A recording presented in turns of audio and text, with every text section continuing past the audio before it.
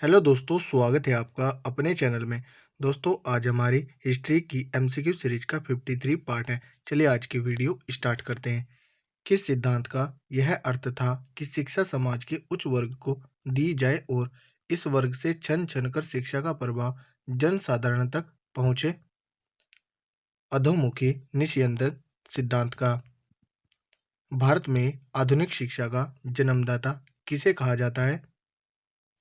Charles grant को। Hindu college Calcutta 1817, जो कि पाश्चात्य पद्धति पर उच्च शिक्षा देने का प्रथम कॉलेज था जिसका धार्मिक शिक्षा से कोई संबंध नहीं था, की स्थापना किसने की? डेविड हेयर ने। भारतीय दस्तकारी उद्योग के पतन के कारण थे अंग्रेजों द्वारा भारतीय बुनकरों के तैयार माल को कम से कम मूल्य पर लेना, अंग्रेजों द्वारा कच्चे माल पर नियंत्रण, इंग्लैंड में आयात की जाने वाली भारतीय वस्तुओं पर भारी आयात कर। उपर्युक्त सभी। राइट आंसर होगा ऑप्शन डी, उपर्युक्त सभी। भारत में अनऔद्योगिकीकरण या प्राक औद्योगिकीकरण की अवधि थी 1800 से 1850। भारत में आधुनिक उद्योगों की स्थापना कब आरंभ हुई? 1850 ईस्वी में। भारतीय बुनकरों की दयनीय हालत पर किस गवर्नर जनरल ने टिप्पणी की? इनका दुख दर्द समूचे इतिहास में अतुलनीय है। कपड़ा बुनकरों की हड्डियों से भारत की धरती सफेद हो गई है। William Bentinck. बैप्टिस्ट मिशनरियों की त्रिमूर्ति जोशुआ मार्समैन, विलियम कैरी एवं विलियम वार्ड ने श्री रामपुर को अपना कार्य क्षेत्र चुना, जिस कारण उन्हें श्री रामपुर के नाम से भी जाना गया। यह श्री रामपुर स्थित है बंगाल में। भारत में रेलवे के निर्माण के कारण थे ब्रिटिश उद्योगों में उत्पादित वस्तुओं की तेजी से खपत एवं ब्रिटिश उद्योगों के लिए भारत के विभिन्न भागों से कच्चे माल की आपूर्ति। विस्तृत भारतीय साम्राज्य को एक राजनीतिक प्रशासनिक सूत्र में आबद्ध करना, आंतरिक विद्रोह व बाह्य आक्रमण के दौरान सेना का तेजी से आवागमन। उपर्युक्त सभी। राइट आंसर होगा उपर्युक्त सभी। किसने भारत में रेलवे की स्थापना को आधुनिक उद्योग का अग्रदूत या जननी की संज्ञा दी? कार्ल मार्क्स ने।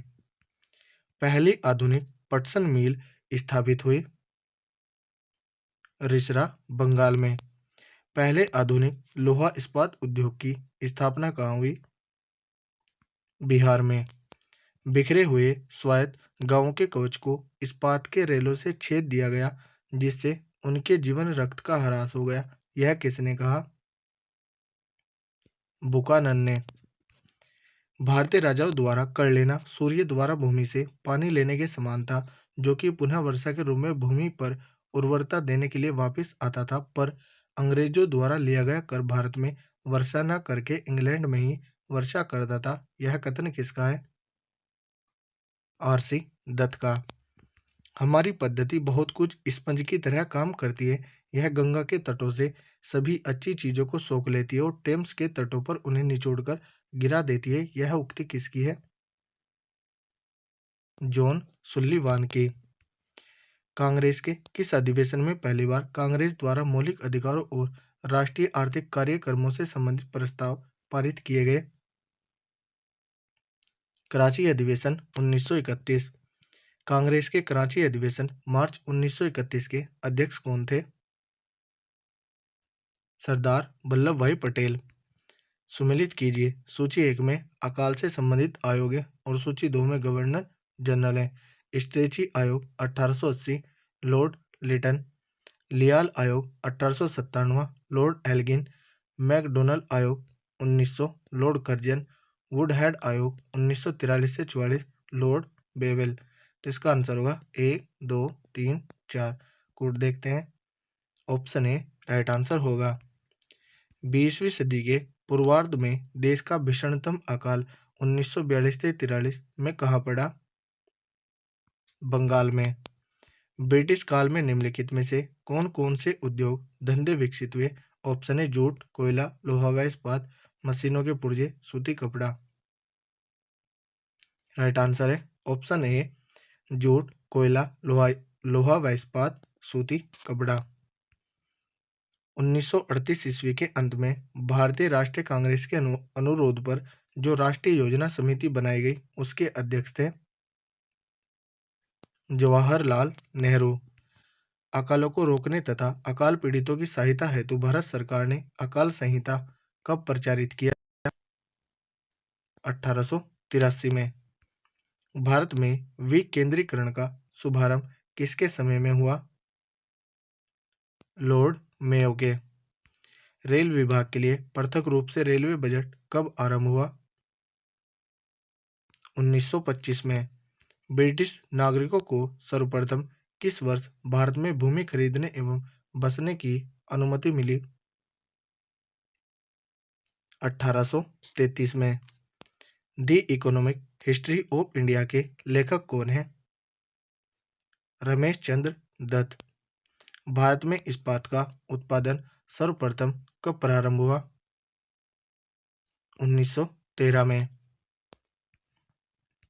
अंग्रेज घुसपैठियों ने भारत के करघे को तोड़ डाला और चरखे को नष्ट कर दिया, यह कथन किसका है? कार्ल मार्क्स का। दादा भाई नौरोजी ने अंग्रेजों द्वारा किए गए किस कार्य को अनिष्टों का अनिष्ट की संज्ञा दी? धन के निकास को। यह कथन भारत और इंग्लैंड के आर्थिक हित प्रत्येक क्षेत्र में टकराते हैं किसका है? जवाहरलाल नेहरू का।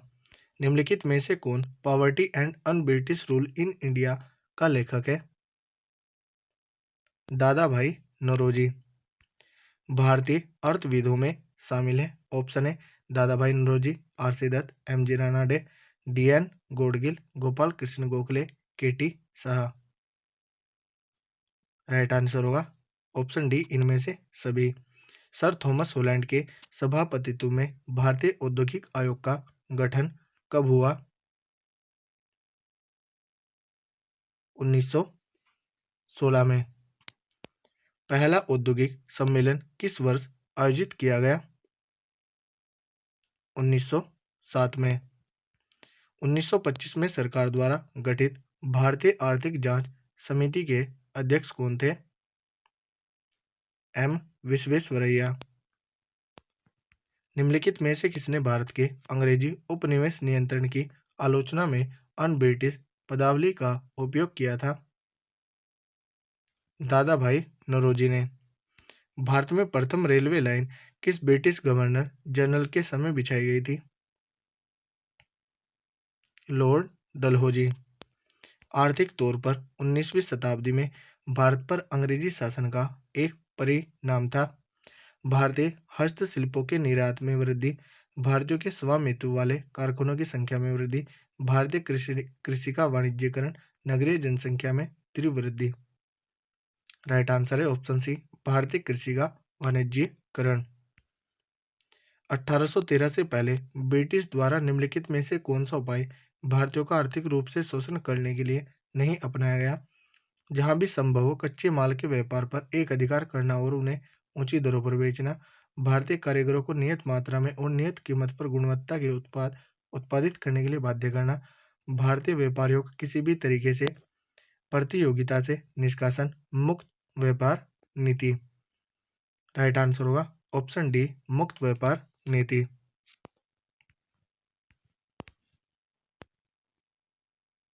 दादा भाई नेरोजी द्वारा उनकी कृति poverty and un British rule in India में प्रस्तुत किए गए अपवयन सिद्धांत शब्द को निम्नलिखित कथनों में से कौन सा एक समुचित रूप से परिभाषित करता है? कि भारत की राष्ट्रीय संपत्ति या कुल वार्षिक उत्पाद का एक हिस्सा ब्रिटेन को निर्यात किया जा रहा था, जिसके लिए भारत को कोई महत्वपूर्ण प्रतिफल नहीं मिलता था। कि भारत के संसाधनों का ब्रिटेन के हित में उपयोग किया जा रहा था। कि ब्रिटिश उद्योगपतियों का साम्राज्यिक शक्ति के संरक्षण के अधीन भारत में निवेश करने के अवसर दिए जा रहे थे। कि ब्रिटिश वस्तुएं भारत में आयातित की जा रही थी, जिससे देश दिनों दिन अधिक अधिक गरीब होता जा रहा था। राइट आंसर होगा ऑप्शन ए। भारत में उपनिवेशी शासन काल में होम चार्जेज भारत से संबंधित दोहन का महत्वपूर्ण अंग था। निम्नलिखित में से कौन सी निधि या निधियां होम चार्जेज की संगठक थी? निम्नलिखित कूटों के आधार पर सही उत्तर चुनना है। लंदन में इंडिया ऑफिस के भरण पोषण के लिए प्रयोग में लाई जाने वाली निधि भारत में कार्यरत अंग्रेज कर्मचारियों के वेतन तथा पेंशन देने हेतु प्रयोग में लाई जाने वाली निधि भारत के बाहर हुए युद्धों को लड़ने में अंग्रेजों द्वारा प्रयोग में लाई जाने वाली निधि। राइट आंसर होगा ऑप्शन डी 1, 2 और 3 सही है। किस कंपनी ने सर्वप्रथम भारत में रेल सेवा प्रारंभ की? ग्रेट इंडियन पेनिनसुलर रेलवे ने। रेतवाड़ी बंदोबस्त के संदर्भ में निम्नलिखित कथनों पर विचार कीजिए। उपर्युक्त में से कौन सा या कौन से कथन सही है? किसानों द्वारा लगान सीधे सरकार को दिया जाता था, सरकार को पट्टे देती थी, कर लगाने के पूर्व भूमि का सर्वेक्षण और मूल्य निर्धारण किया जाता था। राइट आंसर होगा ऑप्शन सी 1, 2 और 3। वेलेज़ली ने फोर्ट विलियम कॉलेज की स्थापना की क्योंकि उसे लंदन के बोर्ड ऑफ डायरेक्टर ने ऐसा करने को कहा। वह भारत में प्राच्य विद्या में दिलचस्पी को पुनर्जीवित करना चाहता था। वह विलियम केरी एवं उसके सहयोगियों को रोजगार देना चाहता था। वह भारत में प्रशासनिक उद्देश्यों के लिए ब्रिटिश सिविलियनों को प्रशिक्षित करना चाहता था। राइट आंसर होगा ऑप्शन डी। वह भारत में प्रशासनिक उद्देश्यों के लिए ब्रिटिश सिविलियनों को प्रशिक्षित करना चाहता था। ब्रिटिश ईस्ट इंडिया कंपनी ने चाय के व्यापारिक एक अधिकार को खो दिया। 1833 के चार्टर एक्ट द्वारा। तो दोस्तों, यदि हमारी वीडियो अगर आपको अच्छी लगी हो तो कमेंट करके ज़रूर बताएं। धन्यवाद।